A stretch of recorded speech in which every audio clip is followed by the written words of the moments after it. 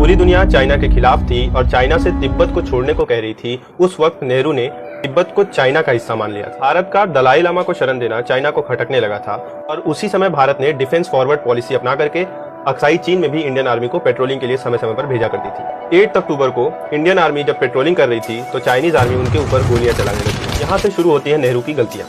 एक तरफ जहां चाइना पूरी 80,000 की बटालियन के साथ युद्ध के लिए पूरी तरह तैयार था और पूरी आर्टिलरीज के साथ बॉर्डर पे तैनात था, यहाँ नेहरू इस बात को सीरियसली लेने का कोशिश ही नहीं कर रहे थे। नेहरू ने आर्मी का जनरल किसी बड़े आर्मी ऑफिसर के बजाय अपने ही रिश्तेदार बीएम कॉल को रख दिया था। पूरे एशिया में किसी एक कंट्री को वीटो पावर मिलना था तो उस वक्त नेहरू ने वो वीटो पावर चाइना को दिया। नेहरू हमेशा से ही गुटनिरपेक्ष की नीति अपनाते रहे, लेकिन जब इंडिया की वायुसेना को सबसे ज्यादा उसकी जरूरत थी तो उन्होंने आदेश ही नहीं दिया इंडिया की वायुसेना को अटैक का, hoping that America will come and rescue. Eventually China की 80,000 सेना के सामने भारत की 22,000 सेना उतरती है, जिसको प्रॉपर फूड सप्लाई तो छोड़ो, अच्छे से आर्टिलरी की भी सप्लाई नहीं हो पाती है। परिणाम स्वरूप चाइना भारत के 3200 स्क्वायर किलोमीटर के अंदर घुस जाता है और चाइना असम, त्रिपुरा और बंगाल के कुछ रीजन्स पर भी कब्जा कर लेता है। इसके बाद भारत एक बड़ा अटैक बेलोंग पे करता है। इसके बाद यूके, यूएस और यूएसएसआर जो कि क्यूबा के मिसाइल क्राइसिस में बिजी थे, वो भी भारत की सपोर्ट के लिए आ जाते हैं और 21 नवंबर को चाइना